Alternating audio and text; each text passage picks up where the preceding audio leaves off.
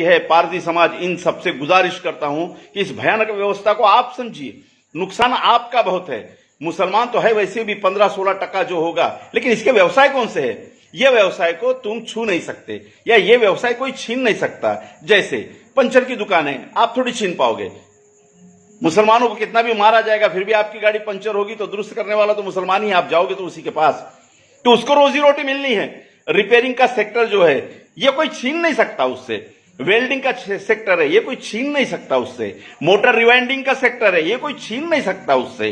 क्योंकि इतना बड़ा 130 करोड़ का देश, इसमें मोटरें तो खराब होगी, इसमें इंजन तो खराब होगा, इसमें इलेक्ट्रिसिटी तो फ्यूज होगी, इसमें तो वायर जलेगा, इसमें तो फ्रिज खराब होगा, इसमें तो वॉशिंग मशीन खराब होगी, इसमें तो आपका मिक्सर खराब होगा, मोटरसाइकिल आपकी खराब होगी, आपका ट्रैक्टर खराब होगा, आपको चिकन खाने का मूड होगा, आपको सस्ती बिरयानी खाने का मूड होगा, आपको सस्ते कपड़े लेने का मूड होगा, आपको बढ़िया कारागिरी अपने घर में करने का मूड होगा, है ना? आपको पीओपी करनी होगी, आपको टाइल्स बिठाने होंगे, आपको दरवाजे बिठाने होंगे। ये सब सेक्टर में मुस्लिम बहुसंख्यांक है और ये सेक्टर उससे छीना नहीं जा सकता, क्योंकि यहां दिमाग से ज्यादा पसीने का काम है, मेहनत का काम है, और ये मेहनत का काम मुसलमान करता है। इसलिए सरकारी नौकरियां तो छीन गई उससे बड़ा इकोनॉमिकल सेक्टर तो छीन गया है। अब ये बड़े इकोनॉमिकल सेक्टर में, बड़े प्रशासकीय सेक्टर में, गवर्नमेंट के सेक्टर में जो संघर्ष चल रहा है वो अगड़े हिंदू वर्सेस पिछड़े हिंदुओं का चल रहा है।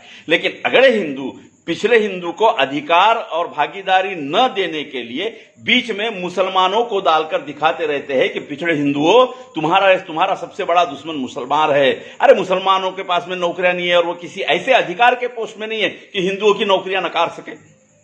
वो ऐसे बैंकिंग पोजीशन में नहीं है कि हिंदुओं का लोन नकार सके।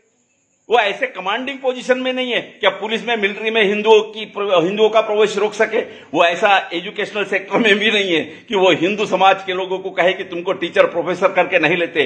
वो स्वास्थ्य के क्षेत्र में नहीं है कि हिंदू डॉक्टर को कहे कि तुझे कुछ नहीं मिलता चल जा।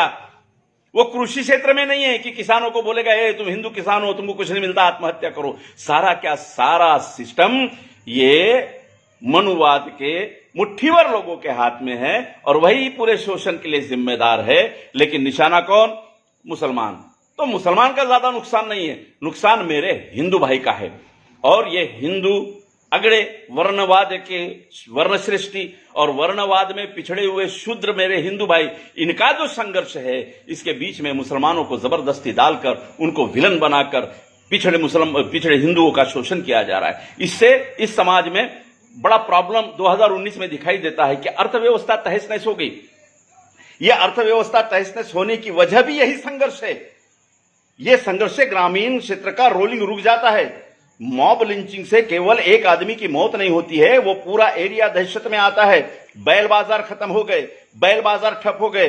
ये बैल बाजार केवल मुसलमानों के नहीं थे, कुनबी और किसानों की अर्थव्यवस्था इस बैल बाजार पे चलती थी। आज पूरे साल में गोवंश जो खेती के काम का नहीं होता है, उसका 30 से 35% निकालना पड़ता है मार्केट में। ये 30 से 35% जो मेरे किसान भाई है, हिंदू भाई, उनका वो गोवंश है जो खेती के काम का नहीं है। उसे बेचकर ही वो नए खेती के उपयोग में आने वाले जानवरों को खरीदता है। लेकिन वो पूरा क्या पूरा मार्केट ठप पड़ा है। जो चमड़ा 700-800 रुपए में जाता था, आज 20 रुपए में भी कोई नहीं लेता है। आज कुर्बानी के बाद में मुसलमानों ने पूरे चमड़े दफना दिए, लेकिन मरा कौन? मुसलमान नहीं मरा मेरा माजगी भाई जो सस्ते चप्पल बनाता था, मेरा चमार भाई, मेरा मोची भाई मरा। ये सारे हिंदू फोल्ड में आते हैं। तो समझ लीजिए इस देश में मुसलमानों पर अगर मुट्ठी भर मनुवादी हिंदुत्ववादी हमले करते हैं और आप इसको नहीं समझते हो और आप भी मुसलमानों को दुश्मन की नजर से देखते हो या उनको बचाने के लिए नहीं आते हो, आप मॉब लिंचिंग में और मुसलमानों पे होने वाले हमलों के बीच अगर मुख्य दर्शक बने रहते हैं, तो आप ये समझ लीजिए कि भारतीय संविधान में जो हक और अधिकार की बात तमाम पिछड़ों के लिए की गई है, उसका भुगतान सबसे ज्यादा मेरा हिंदू भाई भुगतेगा।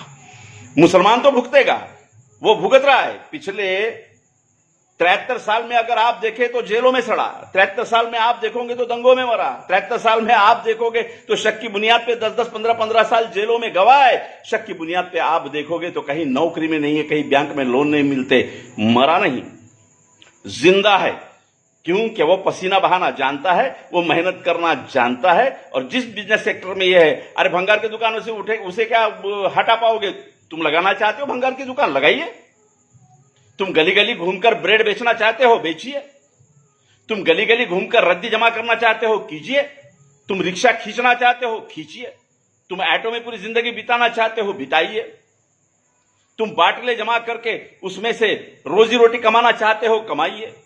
मुसलमान मेहनत पे जीता है, और मेहनत पे जीने की वजह से वो बाकी सेक्टर में नहीं है, वो ऐसे शोषणवादी सेक्टर में नहीं है जहां हिंदू भाई का शोषण हो। इसके बावजूद भी एक खेल कि हिंदुओं के पिछड़ेपन के लिए मुसलमान जवाबदार, इस देश के लिए मुसलमान जिम्मेदार, ये बात के लिए मुसलमान जिम्मेदार, वो बात के लिए मुसलमान जिम्मेदार।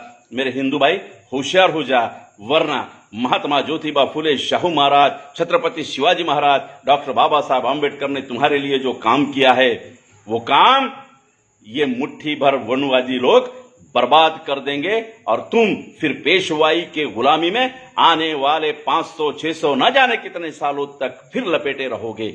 इसलिए सावधान हो जाइए। धन्यवाद।